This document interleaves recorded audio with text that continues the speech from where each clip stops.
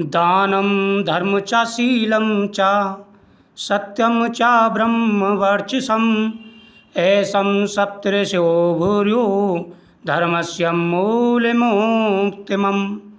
दान, धर्म, शील, सत्य और ब्रह्मचर्य ये सभी धर्म के मूल आधार हैं। अर्थात दानों में अन्न दान की बड़ी महिमा कही गई है। जो भी व्यक्ति दान करते हैं, धर्म पूर्वक अपने गृहस्थ का आश्रम करते हैं, उनके फलों को कोई नहीं कह सकता। उन्हें अनंत गुना फल की प्राप्ति होती है। उनकी जीवन में आ रहे सारे कष्ट और परेशानियां दूर हो जाती हैं। प्राचीन काल में पृथ्वी पर एक धर्मनिष्ठ राजा राज्य करता था।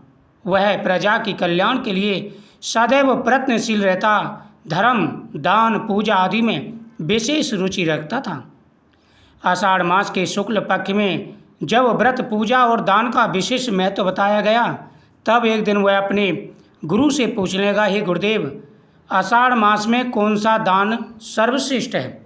जब वह आषाढ़ मास की कथाओं का श्रवण कर रहे थे, तो राजा ने अपने गुरु से पूछा कि हे गुरुदेव, कृपा करके ये बताइए कि आषाढ़ मास में कौन सा दान सर्वश्रेष्ठ माना गया है, कौन सा दान सबसे बड़ा माना गया है? तो गुरु बोले, हे राजन, इस मास में अन्नदान सबसे श्रेष्ठ है।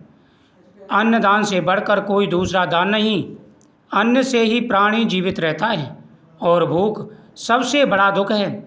अतः जो मनुष्य आषाढ़ मास में भूखे निर्धन असहाय लोगों को अन्नदान कराता है, वह अनेक जन्मों के पापों से मुक्त होकर मोक्ष को प्राप्त हो जाता है। हे राजन, वैसे तो आषाढ़ मास में अनेकों दान हैं, हर दान की महिमा अलग है, लेकिन जो अन्नदान है इसकी महिमा अपरंपार है। अन्न से ही देवता, मनुष्य, ऋषि सभी तृप्त होते हैं। भूख के बराबर कोई दुख नहीं है। जो व्यक्ति भूखा रहता है, अगर उसे अन्न मिल जाता है तो उसकी आत्मा से आशीर्वाद निकलता है और वह आशीर्वाद सभी तपों से श्रेष्ठ है। आषाढ़ मास में जो व्यक्ति भूखे निर्धन असहाय लोगों को अन्नदान कराता है, वह अनेक जन्मों के पापों से मुक्त होकर मोक्ष को प्राप्त कर लेता है। गुरु ने आगे एक प्राचीन कथा सुनाई, वो ध्यान से सुने। पुराने समय में एक नगर में सोमदत्त नाम का एक गरीब ब्राह्मण रहता था। उसके पास धन नहीं था, किंतु वह अत्यंत धर्मात्मा था। आषाढ़ मास आया तो उसने निश्चय किया कि जो कुछ भी मेरे पास है उसी से अन्नदान करूँगा। उसने घर के बचे हुए अनाज से खिचड़ी बनाई और प्रतिदिन भूखे लोगों को भोजन खिलाना शुरू कर दिया। यद्यपि उसका अपना परिवार भूखा रह जाता था, परंतु वह किसी भूखे को खाली हाथ नहीं लौटाता था। सोमदत्त की सेवा भावना से प्रसन्न होकर भगवान विष्णु ने प्रकट होकर के कहा, हे वत्स, तूने अपनी कठिन परिस्थितियों में भी दूसरों का पालन किया है। मैं तुझसे प्रसन्न हूँ। तुझे अगले जन्म में राजा बनाऊंगा और तू धन्य धान से पूर्ण होगा और पूरे भक्ति भाव से प्रजा की सेवा करेगा। कहते हैं अगले जन्म में सोमदत्त प्रसिद्ध राजा बनकर उत्पन्न हुआ और उसके राज्य में कभी अकाल, भूख या दुख नहीं हुआ। वह प्रतिदिन अन्नदान करता और अपनी प्रजा को संतुष्ट रखता था।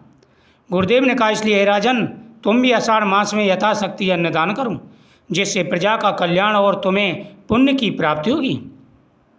राजा ने गुरु के वचन मानकर आषाढ़ मास में अन्नदान करना प्रारंभ कर दिया। उसके राज्य में कभी कोई भूखा नहीं सोया।